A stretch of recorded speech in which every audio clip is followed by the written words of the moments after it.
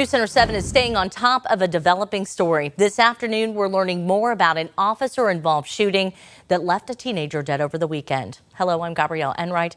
James Brown is off, and Cheryl McHenry is on special assignment. Between June 22nd and the 26th, there were 6 shootings involving 17 people. 2 people died, and an 18-year-old remains in life-threatening condition.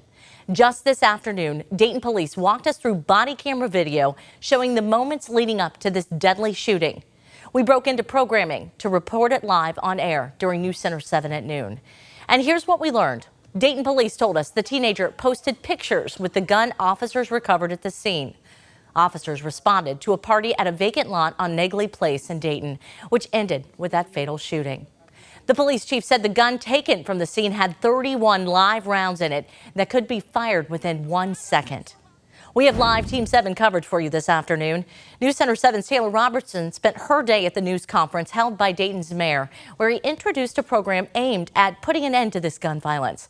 But let's start with News Center 7's John Bedell. He's been covering problems with these parties on vacant lots or in front of vacant homes. John? Gabby, we talked to police today, and I want to show you right behind me. This is the exact spot right between that private property sign and that pickup truck where that shooting happened on Saturday during what Dayton PD calls a pop-up party. They want them to stop, so I asked the police chief what his officers are doing about it. I've been over here 42 years. I had never seen nothing like it. This woman didn't want us to show her on camera or use her name, but she lives right across the street from a mass shooting last week on Home Avenue.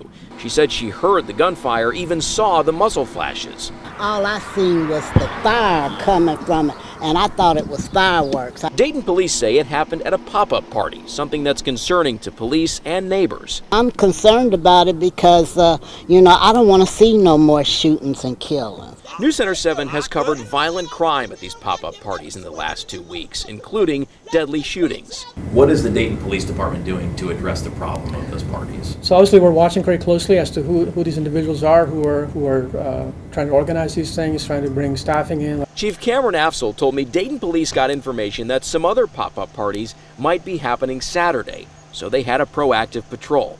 2 officers assigned to that job approached Brian Moody standing in a group in the street on Negley Place. That's when officers said the 16-year-old ran, then pointed a handgun that had been illegally modified to be fully automatic at officers before police shot him. Attorney Robert Gresham is representing Moody's family and speaking on their behalf. It's a very difficult time until we have all the answers as to what's going on.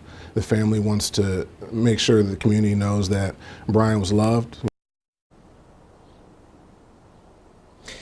And I'll have much more of my conversation with the family lawyer, and as well as what we heard from Chief Afsel as he walked us through exactly what he said happened here during this incident when I join you new at 6. Now that we're live in Dayton this afternoon, I'm John Bedell, News Center 7. All right, John, we'll see you in less